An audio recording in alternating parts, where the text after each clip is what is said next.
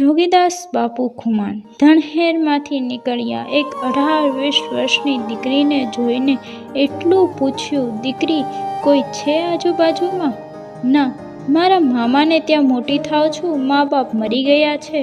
જોગીદાસ બાપુએ આગળ વાત કરી કે મારી દીકરી, હું એમ નથી કહેતો, પણ આમ એકલી તું ધણહેરમાં ઢોર ચરાવે છે તો તારી ઇજ્જતની તને બીક નથી લાગતી બેટા?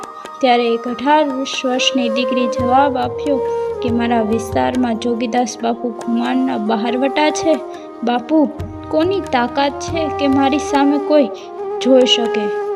એ દીકરીને એ ખબર નથી કે આ જોગીદાસ બાપુ ખુમાણ પોતે જ છે. ત્યારે આપા જોગીદાસ બાપુ ખુમાણ સૂરજનારાયણની સામે નજર કરીને 2 હાથ ઊંચા કર્યા અને એટલું બોલ્યા કે ભલે ઉગ્યા ભાણ ભાણ તિહારા ભામણા, મરણ જીયન લઈ માન રાખજે કશ્યપ રાવ.